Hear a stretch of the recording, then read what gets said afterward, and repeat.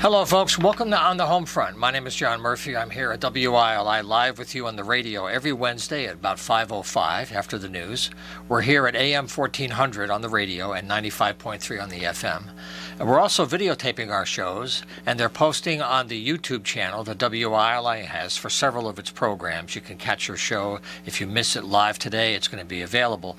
The other thing we're trying to do is to have our guests use the YouTube links for them to help tell their story in other channels, to help them get the word out, because the traditional media is limited today and it's very expensive, but the stories are there and we're trying to do our part to help get them out today. So our program this week is in two segments. For the second half, we're going to talk about a special pop-up art gallery that's happening this weekend on Moulton Court in Willimantic. But for the first half, we're going to look at the No Freeze Shelter here in Willimantic. They've just gotten some incredible news about funding that's going to move them forward with their goals, and we have two people very involved with the wonderful program we have. So we have Kim Silcox. She's the president of the board of directors. And also we have Avery Lenhart. She's the executive director of the No Freeze. And their first piece of news is a wonderful gift of a large grant through our senator. And then we'll talk about some holiday events and programs, and we'll talk about ways that you can help them in their good work throughout the year. But first off, congratulations, and I wish I had a bell to ring, because this is really fresh news today. So please go right ahead and open the door. Well, thank you so much. Yes. We are receiving a $500,000 grant from the Senate from HUD. It's for capital improvements, which means it'll be used for renovations to help us with the renovations of the building. And Senator Blumenthal was at the shelter on Monday to announce it, but he was very clear in saying that it was a joint effort of Senator Blumenthal, Senator Murphy, and Representative Joe Courtney. All helped make this decision and make this happen. So we're very, very grateful. Yeah, I think our state's lucky to have our federal officials very connected with each other and very focused. When the need comes, they cooperate in big ways. So I guess maybe one part of this good news is that this is helping them with one of their major goals for the coming year, which is to do some work on the house and the renovations, so to speak. So maybe you can mention how you're going to use this money to help expand your support and perhaps help more families. Sure. So we are planning to renovate the building. Hopefully next summer we'll be able to do that after our season ends on April 30th.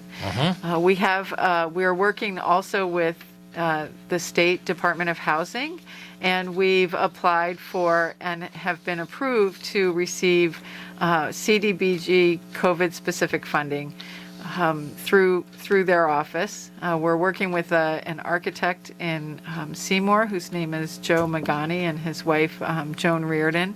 And we are really excited about the changes that we're going to make. One of the big changes is that we will be creating micro units in the shelter, which are small rooms that will be double occupancy, so that we are more COVID safe, keeping people kind of contained in small space, but also that way when people come into the shelter, it's a place where they are treated with real dignity and they feel very safe. Instead of coming into a big room with lots of people, they'll be coming into something that's more similar to a hotel room. Certainly more private and comfortable. Yes. If I could close my eyes, is it like a college dorm setup with beds separated where they have some shared areas, and that's pretty much how it is? Something like that, yeah. Yeah. We haven't finalized all of the design, but we're getting there. So, yeah. And how is your COVID funding? How has that worked out now in terms of maintaining your health and everything?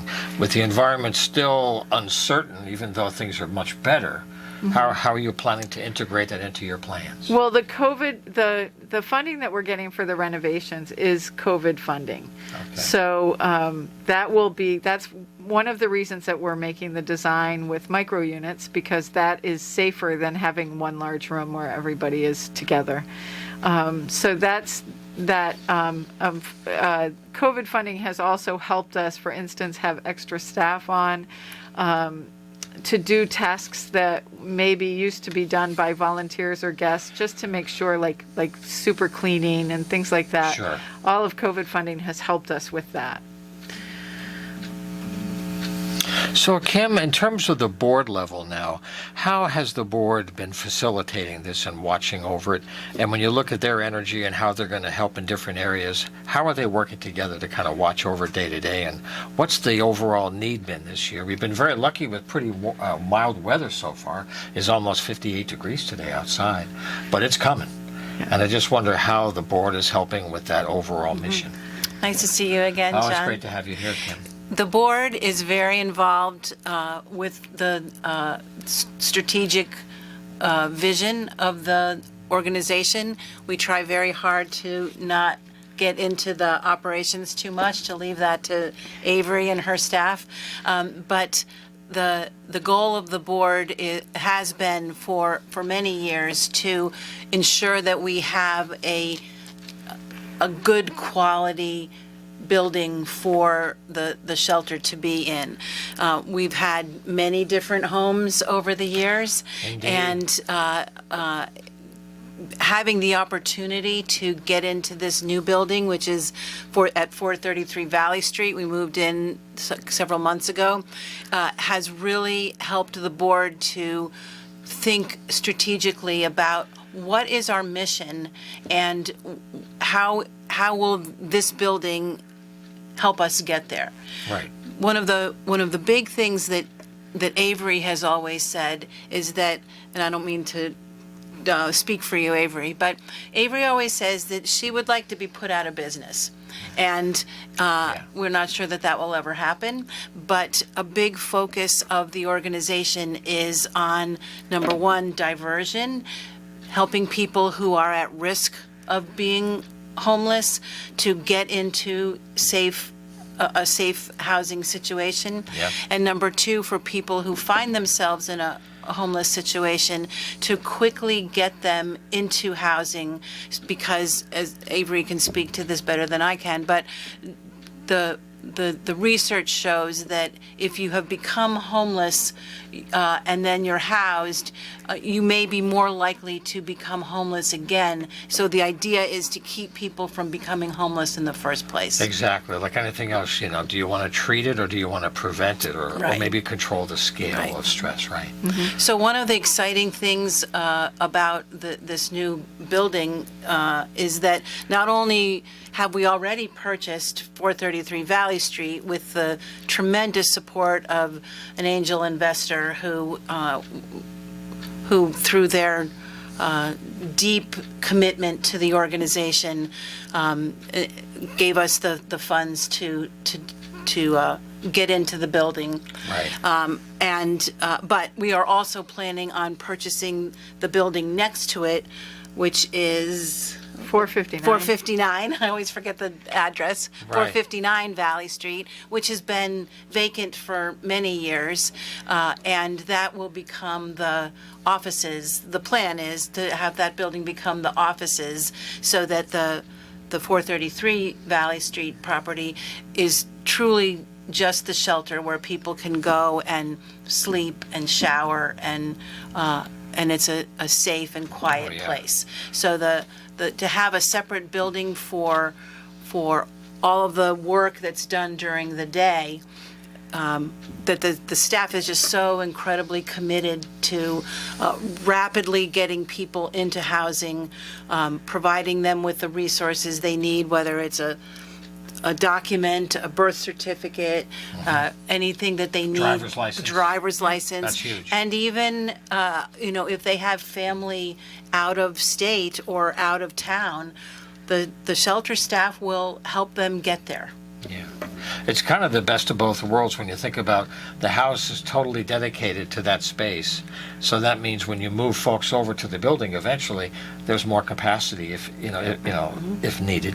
Right. So let's take a moment. What's the load like? Can you share some numbers about how things are holding up, maybe in terms of maybe the last year or two during COVID, and how things are for the community? Sure. During COVID, our numbers actually went way down. We normally see somewhere in the range of 160 to 180 people a season, and But for the past 2 seasons, we've only seen 101. The first winter was 104, and the second winter was 100 and I think I want to say 126 maybe. Much lower numbers, but there was a moratorium on evictions, and so a lot of people who were unable to pay their rent were still in housing. That moratorium has lifted, and I expect our numbers will be extremely high this year because rents are very high, and it's hard to get into housing. We are full. We have 28 beds right now, and we do have space for what we call overflow. If we fill those 28 beds at night, people can come in and still stay warm and safe. They just won't have a bed. They'll sit in a chair, Right. or maybe a cot if we have room. But then we also, so this season we opened November 1st, and so far we've seen 51 different people. So our numbers are high right now. That's high for November. So I think we're going to have a very, very busy year. Yeah. Do people stay for a longer time? Do you notice any trend in how long they stay once they find a safe place like this? Well, In terms of their life situation, or, yeah. This is a safe haven, but I'm on the way to a better solution, but this is helping me? Right. So sometimes yes, and sometimes no. We have some people who come in and they leave right away. They're able to resolve pretty quickly. But we're always working with our people to kind of shorten our length of stay in the shelter. So when people come in, we give them an expectation that when you come into shelter, it's like coming into a program. And part of that program is you're going to work on your housing with us. So let's talk about what your housing plan is, and let's see what's reasonable and what we can execute and how we can help you get from this point where you are right now into safe, stable, and appropriate housing. So sometimes lately it's taking a little longer because, like I said, rents are very high, apartments are hard to come by. It's a little more challenging, but we are also always thinking creatively about how we can help somebody get back into stable housing. By the way, in case you've just joined us on the radio, we're in the middle of a conversation today about the Wyndham Region No Freeze project with Kim Silcox and Avery Leonard. Could you mention the ways that people can help now that you've got a better idea of renovations, some changes are coming in terms of everyday life or support behind the scenes? What are ways that people could help you along the way? That's always good to look at once a year. People start to plan annually, making Right. new arrangements, new plans. So how can people help out? In what way? Well, we love to have new volunteers. If there's anybody who is interested in volunteering, they can email me at wyndham.nofreeze@gmail.com, and we can talk about ways that people can volunteer. That's a wonderful help for us. We also appreciate any financial contributions, Sure. and they can go to our website at wyndhamnofreeze.com, where they can go and see how they can donate the best way. And then we do take donations of items that we need. And right now, our biggest needs are what I always call consumables. So things that we use every day at the shelter that get used up easily. So paper towels, toilet paper, cleaning products, laundry detergent, that kind of thing is our biggest need at the moment. We have a number of people who have been doing drives for us to get clothing and like nice warm hats, warm gloves, waterproof gloves, heavy coats, and sweatpants and things like that. There's a drive that's just starting right now that's happening. The people at M&J Bus, who drive the school buses, are doing a drive for us, and they've put boxes at Busquets. Let's see, where Tony's. else? Tony's Pizza. There's the Karate Place in Bridge Street Plaza, and also Pleasant Pizza. And if people want to make donations, they can just go drop something in that box in one of those places. And on the 21st of December, the buses will go pick those things up and bring them to us. So we're really excited about that. Yeah. So there's one other aspect about this whole effort that's really nice is how it ties into students and community service and education. The Center for Community Engagement is a really unique space in the state where it provides students a way to connect their curriculum, their study, their personal growth with direct community connection and service throughout schools and all kinds of programs, including the No Free Shelter. And I just happen to have Kim Silcox here, and I'm very happy to say that I've shared this program with her many times. She founded with others the CCE at Eastern back in 2009, I think. 2009. And it's the only one of its kind in the whole state. There are schools with programs and departments, but not a house that is a functioning home for hundreds of students during the year. But you could mention briefly how the center works and how it shows how the shelter provides students with a real connection to life beyond academics. And it helps the community to look at Eastern as a resource and as a real asset. Yeah, thank you Yeah. for that. Yeah, so the Center for Community Engagement is really designed to help students learn how to be contributing members in their communities.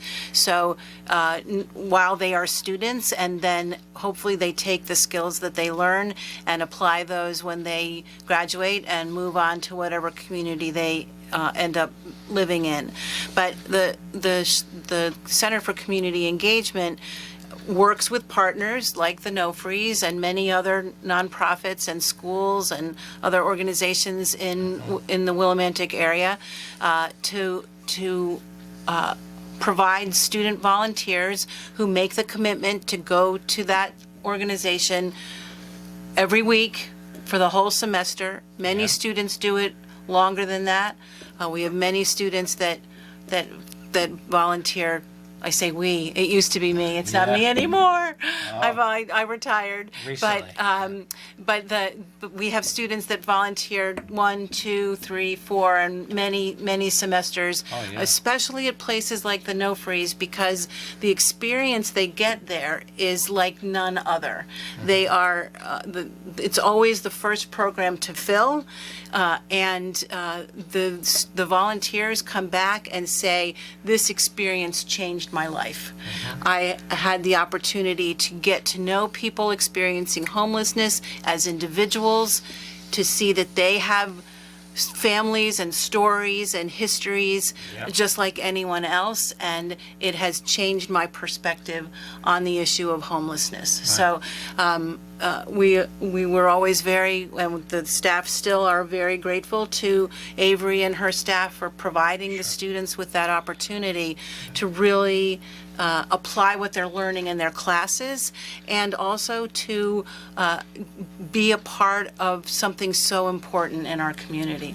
Yeah. And there's also programs with seniors like Vanderman Place. And of course, they're tied to schools all throughout Windham for the whole education program, and fits like a glove with after-school programs, things of that nature. So the center is based at Eastern. You can connect to the good folks there and find out how to get involved. But it's one example of these great stories where these programs can really benefit. I know one time you put, I think, $500,000 was the value every year of what student volunteers contribute in terms of IRS dollar values. If you add up all the hours that Eastern students give every semester in all these programs, it's almost $500,000 a year. It is. So that's real capital of another kind. Right. Yeah. And it's and on that point, Yeah. it's money that the organizations don't have to spend. Right. So, There you go. there so many organizations say we would never be able to do what we do without the volunteers. Yeah. Right. So hence why Avery is asking for more volunteers, because college students have this habit of going home for the holidays. And the shelter is still operating, and Life goes on. life goes on, and so they do need additional volunteers while the students are away, and then also at different times even when the students are here. Right, all the way at least through spring until things warm up a little bit, right? Yeah. So the best email to follow up on this is one that Avery gave, is wyndham.nofreeze@gmail.com. You can get connected, give them your information. You can follow up and find out all the ways that you can lend a hand. Is there an easy address for the center for the CCE to reach the center? If someone's watching us from a program locally, you may not know that you may have a resource that could help you with your connections in the same way. I guess just search on Center for Community Engagement. Yep, so you can go Yeah. to www.easternct.edu/CCE, or you can email them at cce@easternct. No, wait, now I'm forgotten. EasternCT.edu. EasternCT.edu, right? That's That's it. the email address. That's it. Whew, you forget when you leave. Yeah, there you go. Yeah. Well, thank you for being here. I first of all, I congratulate you on this incredible good news. Thank you so much. This is going to really make 23 a really bright year. So thanks Yes. for the good work you're doing throughout the year. We'll have you back maybe in the spring when things start to slow down to see how the season went. Yeah. And we'll take a short break in the program now on the home front. We'll take a couple of breaks for some messages and we'll come right back. Stay with us. Okay, we're back live here on the home front on WILI. We're very happy to have you with us, whether you're listening to us on WILI AM 1400 or 95.3 FM. We're also on YouTube now. The radio station has its own YouTube channel, and we have a playlist here for our show every Wednesday at 5 o'clock here. I'm here, John Murphy, with Matt Rupar every Wednesday. And what we're going to do for the second part of the show is air an excerpt from a show that ran a few weeks ago that's about an art gallery event happening this weekend on December 9, 10, and 11. So we're going to air this short conversation again. It's with 3 area artists who live in the Moulton Court area, or actually they have a studio in the Moulton Court area here in town. And on this coming weekend, they're going to have a special pop-up gallery, art space, and live music show. And it's a nice example of what people are trying to do all around the area to kind of bring the arts back to life after COVID. So we're going to introduce our 3 guests in a few moments and hear this conversation. It's coming up this weekend, and then we'll come back. Enjoy. With a new arts event in our area, a new arts initiative based in town on Moulton Court, actually. It's coming up on December 9, 10, and 11. And we have 3 co-conspirators with us today to talk about their effort to give you more ways to connect the art with our local economy and celebrating each other as we get into wintertime. So thank you all for being here to start out the show today. Of course. And I also want to mention our 3 guests today are Phoebe Godfrey. Also, we have Glendon Merrill with us today and Dawn Cook. And I'm going to ask Phoebe to start out with the whole idea of the pop-up sale and their hope to make it an occasional event. So again, Phoebe, thanks for starting us off. Yeah, thanks, John. So I and my wife have been renting a studio space at 31 Moulton Court for, about 10 years or so. What a while. And I increasingly paint big, and it's very hard to get a big painting, like a 9-foot by 9-foot painting in a regular gallery. And so the space there was empty and open, and we talked to our landlord and asked, can we make a pop-up gallery that would be used 3 or 4 times a year? Right. And he gave us the okay, so we closed it off so that the artwork can be secure, and we're going for it. And so our grand opening will be, as you said, on December 9th at 6 to 9. Right, Again, in the 31 Moulton Court, and the gallery is called Molten Lava Gallery. I love right? it. The idea of movement and sort of alchemy, and we're going to have music, and Glendon is going to talk about that. We're going to have other artists. Dawn can talk about her work. You bet. But it's just, it's sort of coming out of the COVID lockdown, lack of community, and we really want to see people, and we want to do more in our community that's based in the arts, and that brings people together to celebrate, whatever there is to celebrate, being alive, and recognizing that we need that creative community piece to keep us going. Yeah, it's been nice to hear that spirit from so many guests recently. It's a shared experience, and it's kind of a recovery of the community in a way, and it's one event at a time, 1 week at a time. You go here, you go there. So many people in different parts of the Quiet Corner are doing these things, and it's nice to see. It's nice to see. That So- was with Vulturetown Arts. That's right. That, is still somewhat involved. In fact, they're helping us make screened T-shirts with Oh, very Molten nice. Lava Gallery on them. So, Very nice. come down and get your unique Molten Lava Gallery T-shirt. Yeah. And there'll be vendors, people who are selling their jewelry or their crafts or their drawings. And we're expecting it to be a good time, definitely. Yeah. And something else that we mentioned to all of our guests is something to remember is that this is another way to keep our money local. There are so many vacuum cleaners out there that are just ready to take it all out of our region. But keeping it local supports people locally, but it also gives you a connection to your own money in a way. And that's something that's hard to get into without getting into too much of a sales pitch. But it's more just thinking a little differently about objects or things that mean something personal that could be ordered and clicked away, but keeping it local helps the whole state. That's the idea. And keeping it unique, right? Buying things that cannot be reproduced Right. on a mass scale and that have, like you said, that sort of intimate and creative connection that so many of us are seeking, right? Of like, what do we actually want? We want connection, and not only with people, but with the things around us, right? And it's really important that we support the small businesses and the artists, because if we don't, we're going to be left with nothing but the big box stuff. That's and there's true. so many creative places to support, even here in town. Oh, There's so yeah. many small businesses up and down the street. So please make And sure that's to get true, out. Dawn. Just because they're open doesn't mean they're not close to the edge. Even theater groups in Hartford are openly saying how tight it is, more than they would probably want to normally, about subscriptions going down, people coming only occasionally. So it's a wide-ranging issue right now, yeah. Yeah, it sure is. And they've got the Support Small Business Saturday coming up. But it's really important to support small businesses all throughout the year. Right, exactly. Well, speaking of music, that's one of the things that we all love, and I know many musicians I've had on the program, they're all figuring out how to survive COVID and support themselves financially and be creative. So share some thoughts about your music, Glendon, and how and especially what's going to happen for you on this event and, in general. Yes, of course.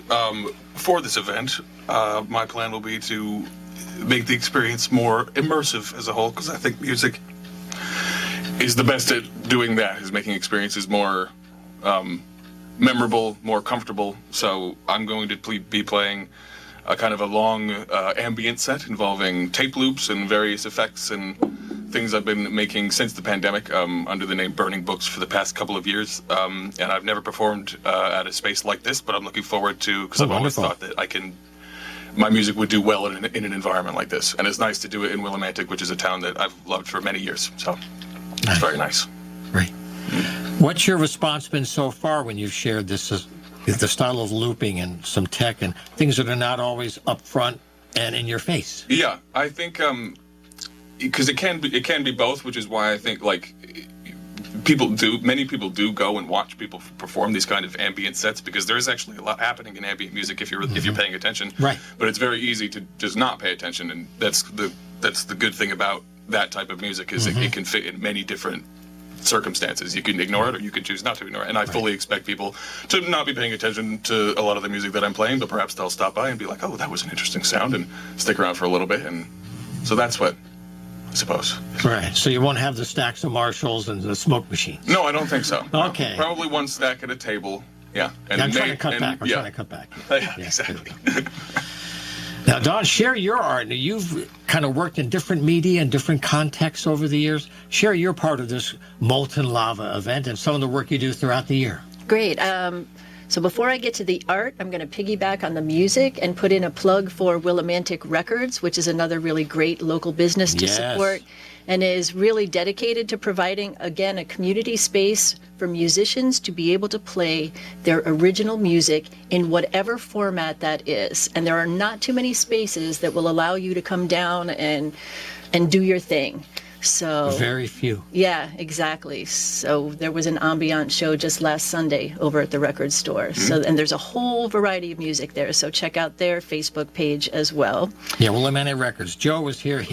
He brought somebody from the Canary Records label. Oh, and they Ian. made a whole presentation at the museum about opera from Prague, I think. I saw that. A real ethnomusicologist. She was an Armenian singer. Her name you was go. Zabel Pagosian. I Good went for to that. you. It was really fascinating. I actually Yeah. have the book and the CD. Right. So they focus, him particularly, Ian Nabowski and his Canary record label, focuses on like turn-of-the-century music for Armenian, Turkish, Greek, Ottoman. It's fascinating.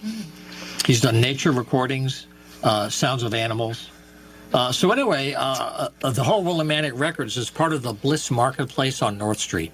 Joe was elsewhere, but he's moved there. He's right in the middle of town, and he's a real wonderful soul that really cares about the music way beyond the business side. Although supporting the music locally is part of why he can maintain this free space, which is rare for us. Yeah, absolutely. Yeah.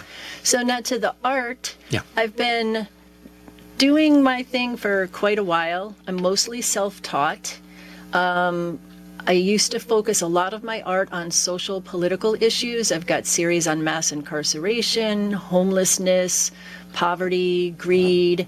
In the last few years, I've been trying to branch out a little bit more so that not everything that I do has such a heavy political statement, climate change, the environment. So I've been working a lot the last few years with recycled materials. We generate so much waste, and people don't think about it. It's choking the planet. There's just a whole lot that goes into creating waste. So I really make an effort to try and recycle pretty much everything that I use. So right now, my house is full of like styrofoam packing and cardboard and blah, blah, blah. But I'll use that, and I brought a couple examples. So this was a Paul Newman's popcorn box. Wonderful product, I must So say. I'll take a lot of these boxes, prime them up, and then build collages on. So I'll take some of my drawings, and this is a simple one, and just attach it as a simple piece. And then I'll also use found objects as well. So this one has got a piece of tar from the road. This was an old photograph that was actually taken many, many years ago before the art space was developed, and it was still American Thread, the factory. Oh boy, sure. So that's from the factory, and I'll make these little assemblages, I guess they're called.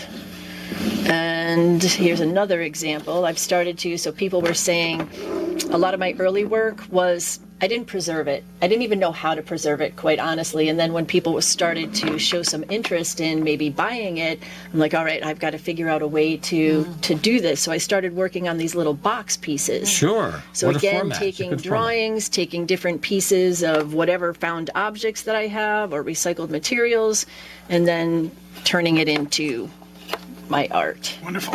Little world there. Yeah, right. Yeah, so Dawn will have how many pieces in the show? I'm not even sure yet. Okay. I'm going to have a variety of things, everything from the drawings and little collages to I'm trying to put together some new stuff. I'm going to be bringing two pieces that I had shown at the Eli Whitney Center for Contemporary Arts in New Haven. They did a show a couple years ago featuring Our Bodies, Ourselves, Yes. which was a groundbreaking feminist book that came out many years ago. 70. So I did a couple pieces for that I'm going to bring to this show because they're very interesting. And then I'm trying to create a couple new things with some branches, and I got a few things I'm working on. So Yeah, so like I said, Dawn will be one of about, I think we're going to have 10 artists in total. We're not totally sure, and if anyone out there is listening is like, I got a little piece, Yeah, doors are open. We'll give you a way of contacting us, and if not in this show, the goal is to have 3 or 4 pop-up events throughout the year. So if you're listening and you're like, oh, I would love to curate a show, I've got a theme, I've got a number of artists, let us know, because we don't want to have this be seen as we own it. I mean, we've Yeah. created it, and but we're creating it for all of us. If you're an artist, a musician, and you want a show and you want to get involved, please do reach out, because the more the richer. That's right. So this is Friday, December 9th in the evening from 6 to 9. And then on December 10th and 11th on the weekend, 12 to 4 at 31 Moulton Court in romantic Willimantic. And if all goes well, they hope to make this a series 3 or 4 times a year, which is a regular opportunity to connect in another way. So thank you for being here and for all the good work you're doing to bring life to the community. And I also want to close by giving you some email if you want to contact these folks and stay in touch as they continue their work. If you want to reach Dawn Cook, you can use electricdawn@gmail.com, electricdawn@gmail.com. To reach Glendon Merrill, it's burning_books_music. You got it. And that's on Instagram. And he's also on Bandcamp with some of his music selections with his name. Again, it's Glendon Merrill. And for Phoebe, it's phoebe.c.godfrey, Godfrey, @gmail. Okay, we're back in the studio. Again, that whole art thing is happening this weekend. The forecast looks like we have a nice weekend ahead. So, stay outside, enjoy the decent weather while we have it, and support your local arts. Okay, well, I'm going to share some news about some local arts events. And of course, you're always invited to join us here in the studio to share your stories here on the WILI AM and FM or YouTube. We also have a connection to Neighbors.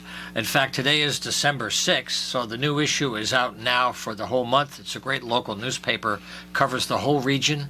If you can't find a copy, it's for free everywhere. But if you don't find a print copy, just go online. It's neighborspaper.com, and it's a great resource with all kinds of information that they do every month, and including our shows. So I have some events coming up here. I just want to make sure that you know about. I've had guests on, and these are some great things. This weekend's going to be busy, December 9th. The Festival of Trees is an opening reception at 6 o'clock, and that's at the museum. At the Mill Museum in town. That's 411 Main Street. That's from 6 to 7:30. And there's an exhibit now that's going on through January 1.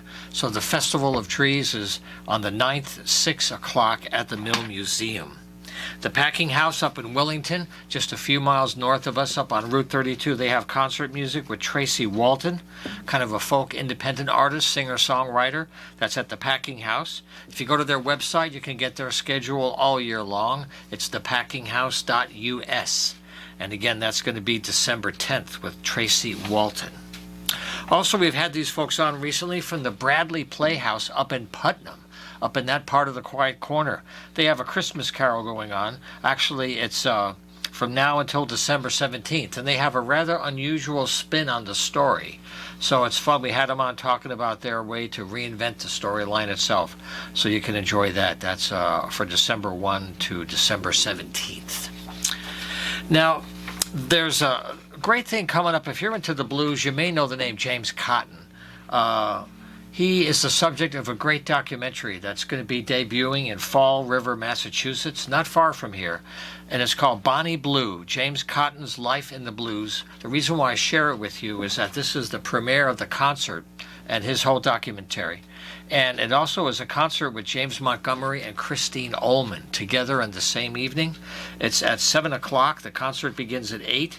There's a screening and a show, and it's at a place called the Narrows Center. If you go to narrowcenter.org in Fall River, not that far, if you're a blues fan, James Cotton really made a huge connection between the roots of the blues and rock and roll. He played Shaboo, a great performer.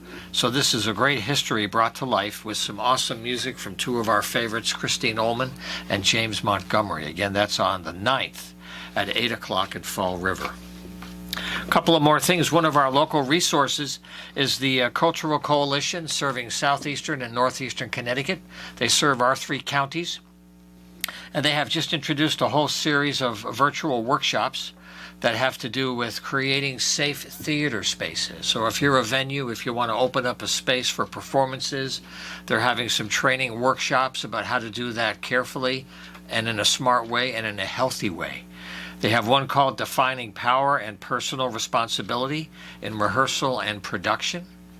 They have another topic, Establishing and Maintaining a Culture of Consent in Rehearsal and Performance. And the third one is Recognizing the Role of Unconscious and Implicit Bias in Our Artistic Choices. So these are for people in the arts. It's open to anybody. If you're involved with planning arts events, managing arts organizations, creating your own art, these workshops offer many great resources. And if you go to their website, there's a lot of stuff for you. Just go to culturesect.org. Culture, S-E-C-T is the acronym. Okay, culturesect.org. And you can sign up for a newsletter, and they'll send you regular updates about trainings and other events and meetings that can help you on your way. Okay, I'm on the board of the Connecticut Arts Alliance, and they are a statewide organization that advocates for arts funding and more cooperation and collaboration among arts organizations, as well as tourism in the arts. And they're doing a whole bunch of work right now to kind of help the arts get through the new session, which will start in January. We finished our elections. When the new session begins, arts is on the agenda, and there are ways to look at funding organizations in new ways. So if you're an artist or an arts organization, you're invited to join the Alliance and support their work and participate in the whole effort of bringing arts from the grassroots up to the legislature and other stakeholders to get more diversity and more inclusion into the arts community. And if you just go to ctartsalliance.org, you'll get all the information about what the Alliance is and how you can get involved. We'd love to have you on board. We just finished a whole election cycle called Create the Vote, when we tried to get folks who support the arts to be in touch with their local legislators, their state senators and representatives, to have them support arts funding in their towns. Because some of that federal ARPA money went to the states, and now it's coming down to localities. And there's a whole network of people trying to make sure you can access it. So ctartsalliance.org is a good organization to learn about. The last one I have is tied into Mass MoCA. It's a Massachusetts-based, it's a great organization. They offer artist workshops that can help you start a business. It can help you learn how to use media. It can help you learn how to improve your skills depending on your art form. And it's a regional resource for the arts, including Connecticut. And they've offered a whole bunch of programs that are beginning in January. So we're doing this program today in early December. So you've got a few weeks to get aware of these programs and see if they can help you. Just go to assetsforartists.org. Assetsforartists.org, and it's a whole community of support for you. Whatever your art, they can help you find your path. Okay, so I think what we're going to do now is feature some messages, and then we're going to come back and say goodbye. We'll do a couple of short messages. We'll be right back. Okay, this is a special gift for you folks. We're finished for this week's show. The information is done. Now I'm going to go and invoke the spirit of the man in black, Johnny Cash, as incarnated by musician Bill Dumas. He lives down in the Groton, New London area. He does music, radio. He had a phenomenal cover of the Johnny Cash classic, Ring of Fire. Take it away.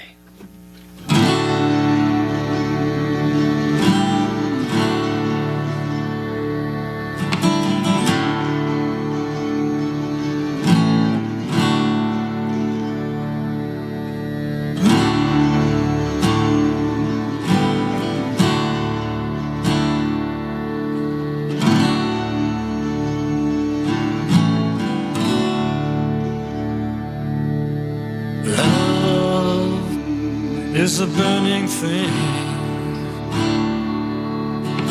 and it makes a fiery ring, bound by wild desire. I fell into a ring of fire. I fell into a burning ring of fire.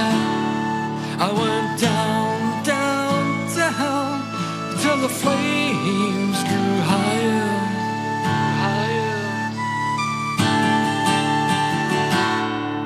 And it burns, burns, burns, the ring of fire, the ring of fire.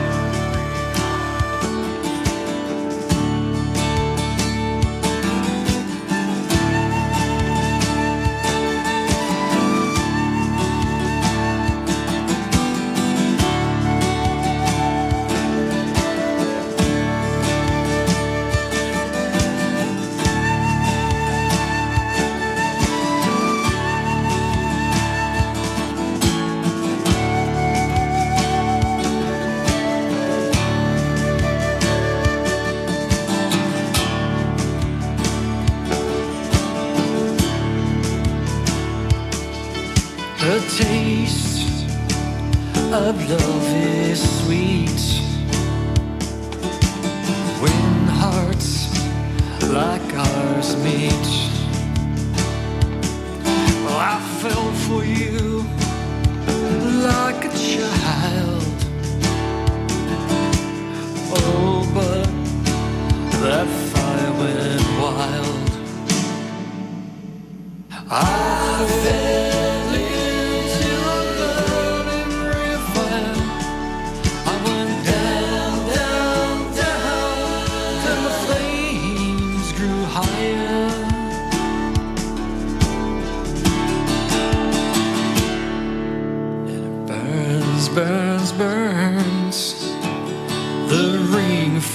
fire, the ring of fire.